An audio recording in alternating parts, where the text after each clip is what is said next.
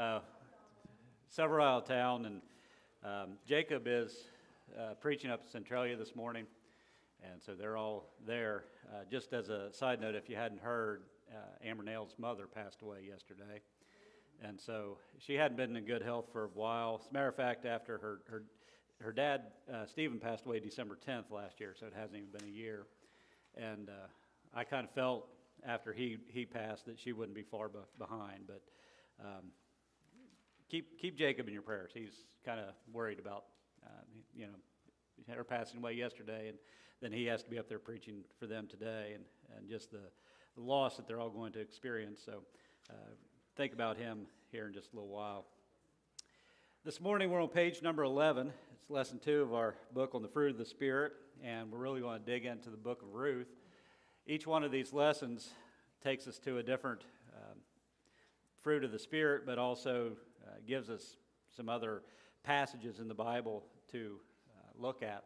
Our first one is love, and I've said this before, and maybe when you think about the order of things that they're listed, why love is listed first, I don't think it's coincidence. Love, joy, peace, patience, kindness, goodness, faithfulness, gentleness, and self-control. We know it's all one fruit. We know that it's all something that we need to be working on, but also at the same time, I think love is vitally important. You can read through 1 Corinthians 13, and Paul talks about faith, hope, and love, these three, but the greatest of these is love. So if you're going to have joy, peace, patience, kindness, goodness, faithfulness, gentleness, and self-control, you have to start with the love. And so that's a good way to begin it. There are 4 types of love in the Greek language. I bet you can describe 3 of them, because that's generally what we think about. So what would be the first type of love that's used in the Greek language? Agape love. That's prominent throughout the scriptures. That is that when we talk about God's love, John 3:16, for God so agape the world, that deep love, that love that seeks the best for others. All right, so we've got the agape love. What would be the other one? Another one. That's a friendship love. You think about John 21, the phileo love that Jesus says he's talking to Peter, and it's, do you love me? Yeah, yes, you know I love you. Do you love me? You know I love you. And he does this 3 times, but in the Greek, Jesus says, do you agape love me? And Peter says, you know I phileo love you. I have this brotherly love for you. Until finally the 3rd time Jesus says, do you phileo me? And he said that's when he becomes very distressed.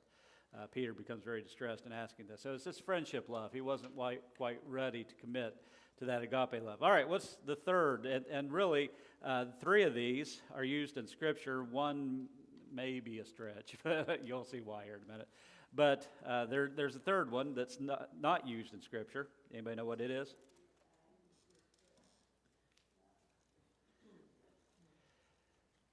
It's that eros love, the romantic love. You see somebody for the first time and you fall in love. It's that puppy love, that love at first sight type love. That's not used in Scripture. There's another one. It's called storge love, and there's an allusion to it in Romans chapter 12. This is a family love. Romans chapter 12 and verse 10. Be kindly affectionate to one another with brotherly love and honor, giving preference to one another. This love that a family would have.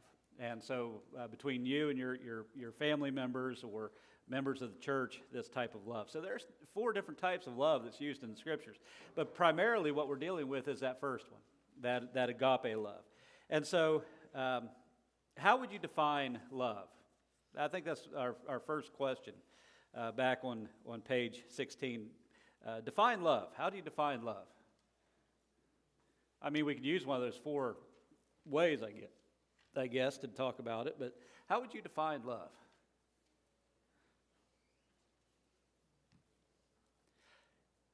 There's probably a dictionary definition, right? There's a dictionary definition of just about everything.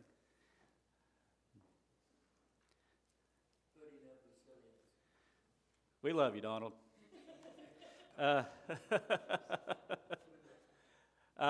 The intense affectionate concern for another,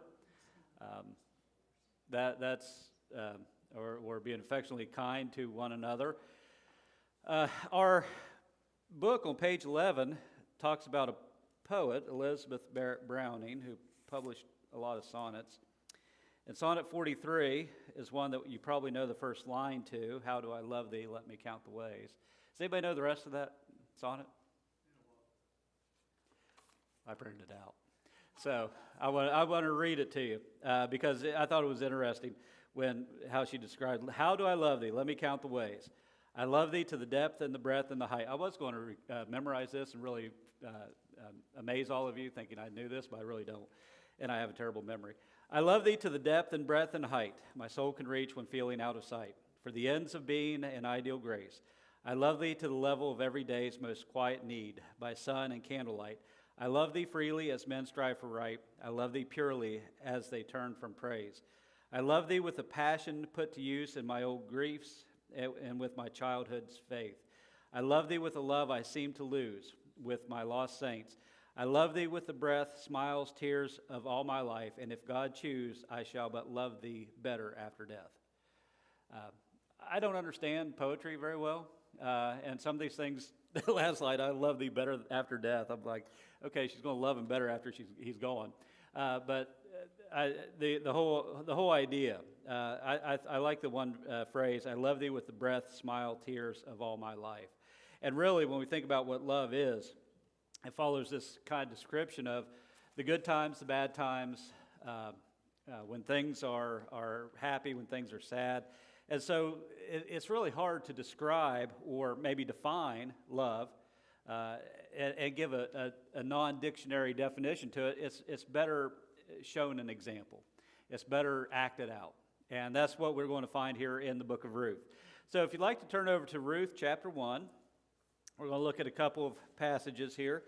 Ruth chapter 1, we have the story of Ruth, and I think we're all familiar with it, but just to remind ourselves of what's happening. We have people who are Israelites, Naomi and her husband, moving out of the country of Judah, out of Bethlehem, and going down to the country of Moab. This man and his wife and his sons. The name of the man was Elimelech. Of course, Naomi is the wife. Mahlon and Chilion is the sons' names. And while they're there, they get married. The two sons marry, Orpah and Ruth. Now, if we remember the situation that took place, and we really don't know what happened to them, I don't know. I think the book, I've read a couple of different places, and sometimes I forget where I've read it, but maybe the book seems to indicate, I think it does, it indicates we don't know what caused the deaths of Elimelech and his two sons. It could have been the result of sin. We don't know that. We know sin does lead to death. It almost intimated that, or indicated that by them going to Moab, that was a sin, and marrying these Moabite women, that was a sin, and so they were punished for that. I don't know. The Bible doesn't really tell us why they died, other than the fact that they did die. And now you've got Ruth, and you've got these two daughter-in-laws who are in a situation that they need to figure a way out of. So, you remember Naomi said to the daughter-in-laws, go ahead and go back to your families, go back to your Moabite people. Orpah does this. That's fine. She kisses her mother-in-law in verse 14 and goes back to her family. She would need the support that a widow could not give. But Ruth clung to her in verse 14. As she said, look, your sister-in-law has gone back to her people in verse 15 and to her gods. Return after your sister-in-law. But Ruth said, entreat me not to leave you or to turn back from following after you. For wherever you go, I will go. Wherever you lodge, I will lodge. Your people shall be my people and your God my God. Where you die, I will die, and there I will be buried. The Lord do so to me, and more also, if anything but death parts you and me. She makes 6 promises in this statement. And this phrase. I think there's 5 because it kind of adds a couple of them together, but in our book. But it really describes love, and I like how the author lays this out to describe what love is with the story of Ruth. And so if you go down to page number 13, that little section about halfway down says, "For where you will go, I will go." As Naomi prepares to depart, her direction is clear.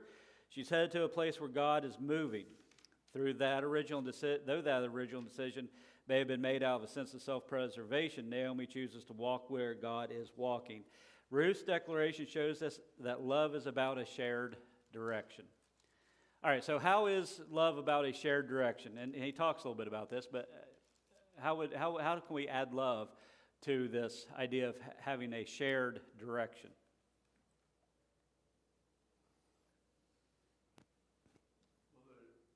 Based on an intense desire innerly from Ruth to be with Naomi.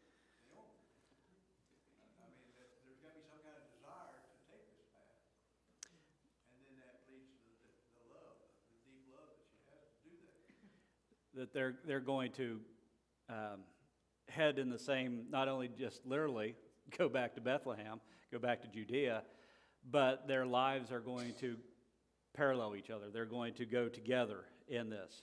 Wherever you go, I will go. And so wherever it takes her literally, she'll go. But wherever these events will take her emotionally, she'll go. Wherever it takes her spiritually, she'll go. And that's really a good way to start when we talk about love.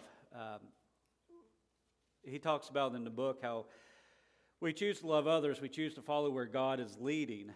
And 1 John 4:8 tells us that God is love. Everything that God does, everything God says, everything that God promises is done in love. Love moves us toward the heart of God. And so as we're moving closer to God, we're moving toward Him with love. And relationships should be that way. We should be moving in the same direction. Can two walk together unless they're agreed? You remember that passage. And so moving in the shared direction, we have the same goals in mind. All right, number 2, where you lodge, I will lodge. Ruth commits to living wherever Naomi will live. This is a commitment to stay together through all the days all the day-to-day stuff of life, good or bad. And love is about a shared life. Can two people who are married not share life together? Not if they're married. It's awfully difficult, isn't it? One of my favorite shows is Downton Abbey. If you've never seen it, it's fictional, of course, but it has to do with the early turn of the century aristocrat society in England. And it's fascinating to me that they have different bedrooms. The husband and wife would have different bedrooms and a changing room in the middle and all these things. And sort of this, I couldn't do that.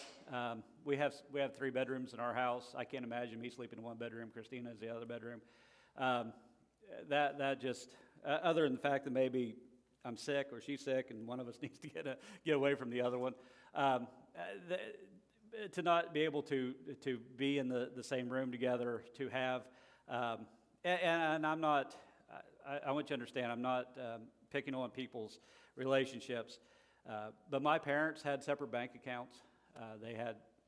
Dad had his account, Mom had hers. They put their own money in their own accounts, and so that way they couldn't complain about what each other spent.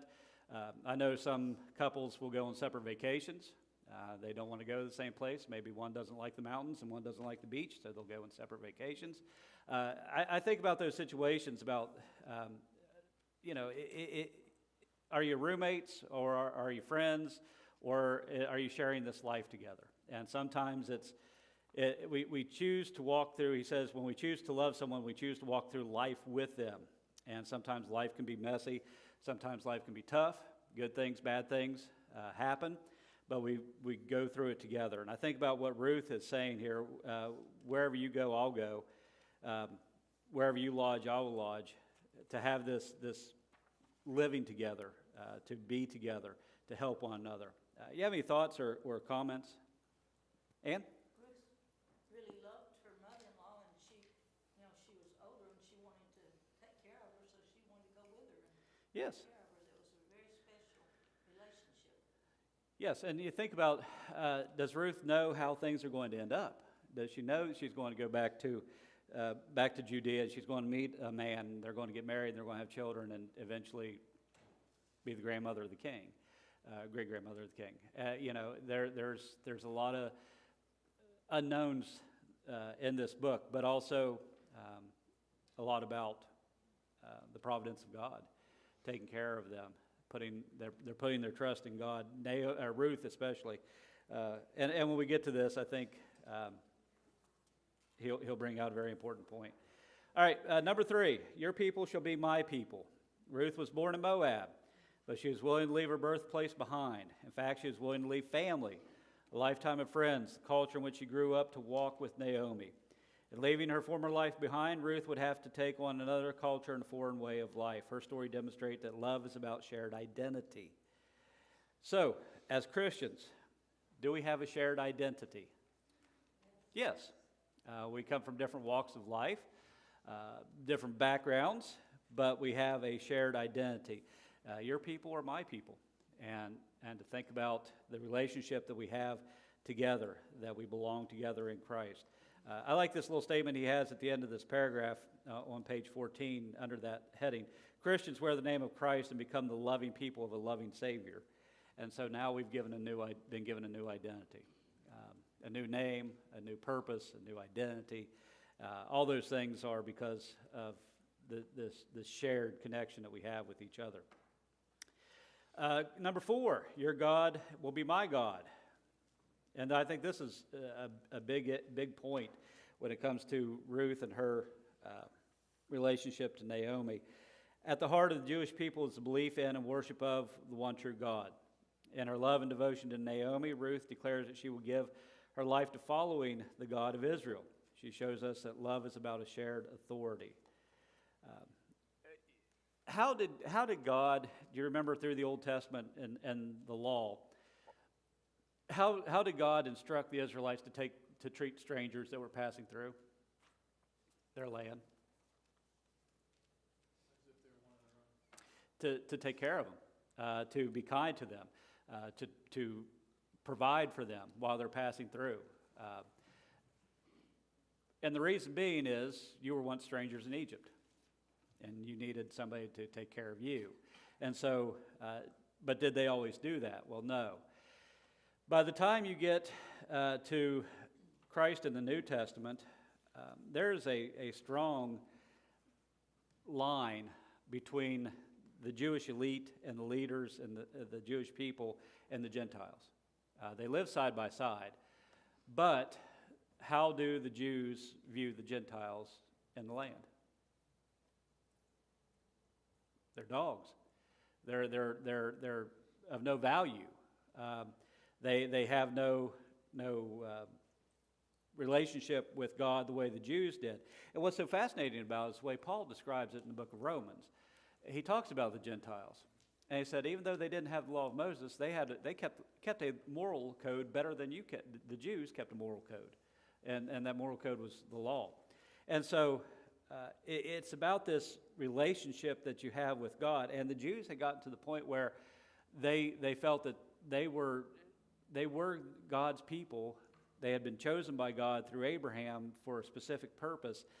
But especially when that purpose was fulfilled, and now it's time for the Gentiles to be a part of God's people, to share this authority and to share this identity, that they really struggled with that. So much so even Peter wouldn't go to Cornelius until he had the dream or the vision of the sheep that's being led down in Acts 10.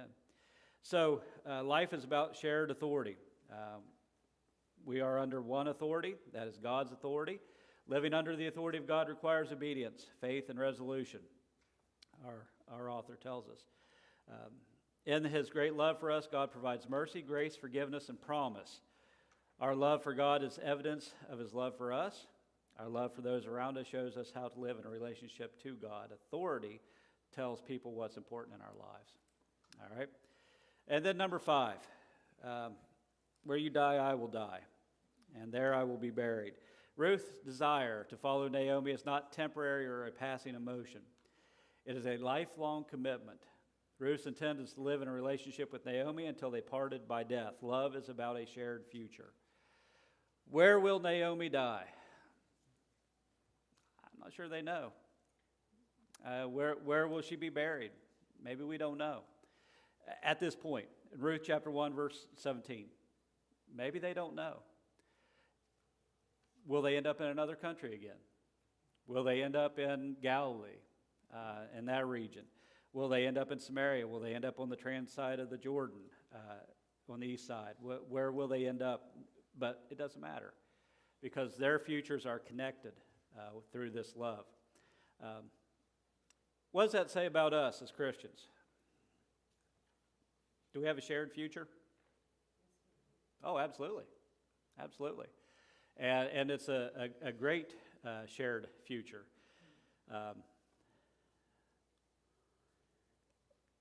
When I mentioned a little while ago that Amber and her mother passed away, Teresa passed away yesterday. When Stephen, her dad, died a year ago, I was jealous, and I'll tell you why. Because he didn't have to get up and write a sermon anymore, and I was kind of jealous of that. He didn't have to write Bible class material. He was at peace. When they told us yesterday, when she had sent us a message that her mother had passed, I didn't feel jealousy, I felt joy. Because now, that future that I think about, how he had talked about that future and talked about heaven, that they share that now together. And that kind of filled me with not jealousy or anything of that nature, but just the joy that now they get to share that together. That's what love is about, to be able to share a future, and especially to share heaven together, all of us together. Ruth's expression of love, this is down in that section, Ruth's expression of love and devotion is a beautiful picture of God's love for us. It's a great example of how we are called to display God's love to others. Love calls us to walk in the life of another, pointing that person to Jesus and encouraging, I would say them, to be to faithfulness. Love calls for us to give our hearts to the world that Jesus died to save. Love calls us to sacrifice as we learn to love the way God loves us. And so, where you die, I will die, and be buried, to share that future together. You have any comments or questions down through that little section before we get into the discussion? Ed? I have to look back at Naomi's position in this. She must be one impressive woman when they'd gone to a strange country, and these two women who were daughters-in-law started to have to connect with this mother-in-law. And I think this is partly what God's moving in this. Naomi was supposed to be the example that led Ruth to do what she did. And they must have built a loving bond early in their relationship, I would think. Yeah, I don't. I know we have to have some, in verse 14, we have to have some explanation about what happens to the other daughter-in-law. We have, to know where she ended up. But she's also evidently was bitter, because that was part of that M-A-R-A. Yeah, yeah, and verse 20. She wasn't always just. Wasn't always happy. Page 16 of our book, I like that the author brings that up. When Ruth decided to love Naomi, it was not a good circumstance. Look at what happened. We read down through here a little bit more in Ruth chapter 1, verse 18. When she saw that she was determined to go with her, she stopped speaking to her. I don't think she gave her the cold shoulder. I think she just, okay, I'm not going to try to push you to go back to your family anymore. Now the two of them went until they came to Bethlehem, and it happened when they had come to Bethlehem that all the city was excited because of them. And the woman said, "Is this Naomi?" You can imagine. Naomi and Elimelech had some sort of relationship in Bethlehem with the rest of the people, that people were excited when they came back. There was a famine in the land. There was a problem in the land. They had to go to Moab. And now she's back.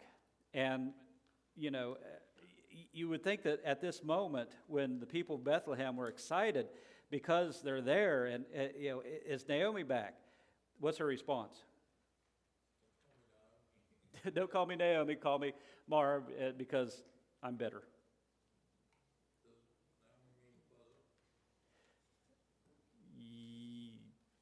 Yes. I think. I would go with that. Okay. I know I've got a note somewhere in here. I'd have to find it that mentions that. But now, call me bitter. And put yourself in Ruth's shoes for a moment. And that statement that the author brought out, when she decided to love her mother-in-law and be with her, it wasn't good circumstances. And that's where I think sometimes we want the best circumstances in the right time, in the right place, to happen for us to commit ourselves to somebody else. Love, and that agape love, and that love that we're talking about with the fruit of the Spirit, really shows itself when the circumstances aren't the best, when the circumstances are bad. Would she, in verse 21, I went out full, the Lord has brought me home again empty. Why do you call me Naomi, since the Lord has testified against me and the Almighty has afflicted me? I can almost picture Ruth saying, okay, well, maybe I'll just go back to Moab. I'm going to back away from this situation. But she doesn't. And because of that, God turns her bitterness into a blessing when she meets Boaz. What was it, how it's described here in this little middle paragraph on page 16. She found, Ruth experienced the provision of the law for widows that was not leave the corners of your field for them to glean. She found marital love in Boaz, a kinsman redeemer. She became part of God's family and the lineage of Jesus. And her great-grandson David would inherit the throne and become a man after God's own heart. It's remarkable what, if we choose to love, what God can do in our lives. And I think Ruth is a good example of that. Any other comments there before we get into the questions? Okay. Wondering about Sure. what they were doing in Moab anyway, but as the Bible, the first verse in the chapter of Ruth, they went there because of the famine. Yes. And then after it was over, they stayed there. Yes. So, They and then the sons married wives from there. And like the book said, that might have been the problem. They probably should have went back to Bethlehem when the famine was over. But they chose to stay in a foreign land, which God didn't tell them or told them not to do. I will say this about the book of Ruth. Joshua. There's a book, Joshua. There are 3 books in this section, Joshua, Judges, and Ruth. At the end of the book of Joshua, what has happened?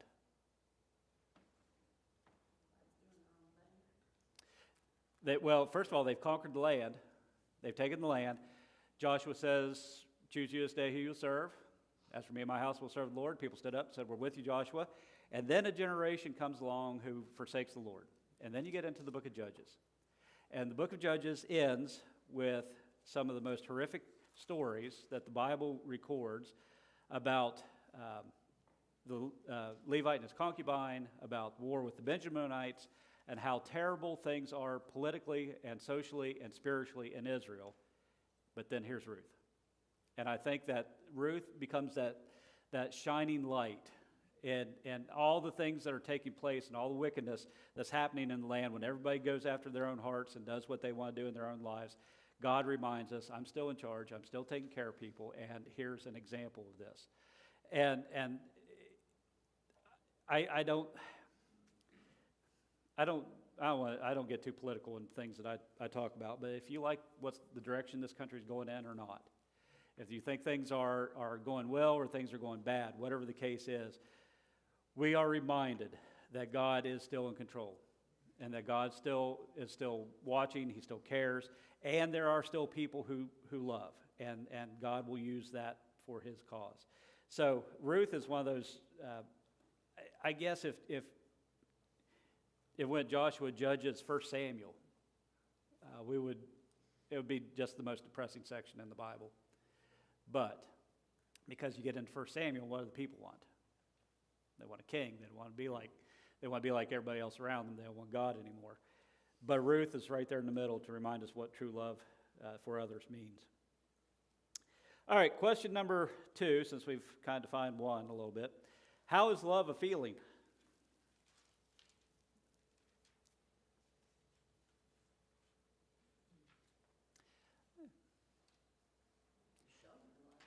Well, that gets more into the action. I think you just kind of know. I think you just kind of know. It's a feeling, and I think if you've ever loved anybody, you understand the emotion that brings. So the action part of it is how you show that love, how you talk to somebody, how you treat them, how you respond. Are you going to respond positively, negatively, sarcastically, anger? How do you respond to any situation? So love is more of an action in my mind, and it's easier to see that way. But I think for question 4 is important. How is love a decision? It is a decision, and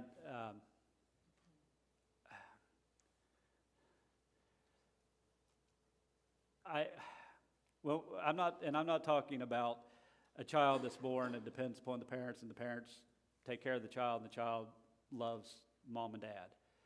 But I'm talking about a situation where a man or woman leaves home and they find somebody else that they've never known, or maybe they have known their whole life, but they know somebody else, and they're going to enter into a relationship with them. Love is a decision. You can't, it's not,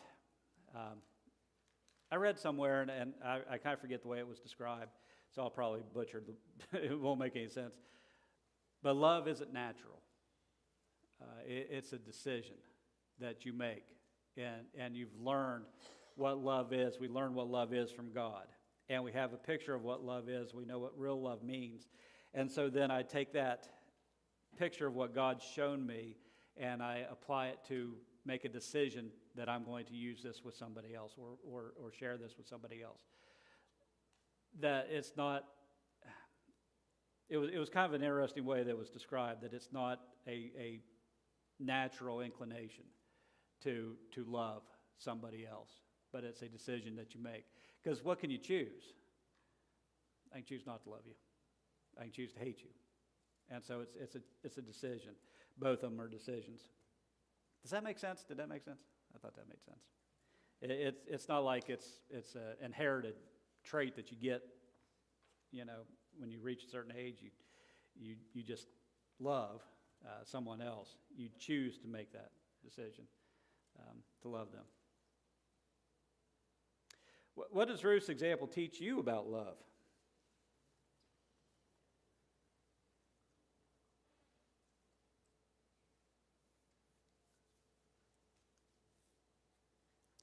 Well, one would be constant dedication toward the feeling that you have for the person. Like I said, it's a decision. Well, that decision might come down to every 6 months. Yeah. Make that decision that Might come down to every morning. I wake up, I'm gonna love you today.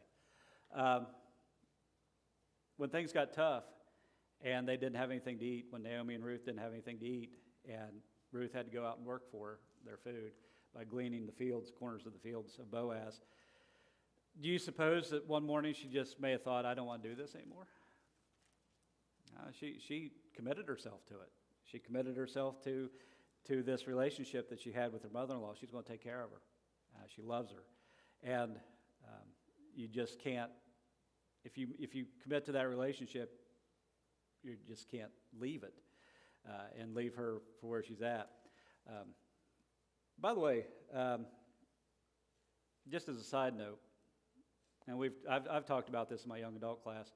We talked about the story of Ruth. How do you think Ruth smelled after working all day? Probably not very good. How do you think she looked? She probably was kind of dirty. But you know what? Boaz still found something in her character that he wanted to get to know more about. And so sometimes we feel like we need to put on a show for people to get them to love us, or if we have to act a certain way for people to love us. But when we're genuine and authentic and true to who we are and we love God, people will love you. How does love challenge us to look like Jesus?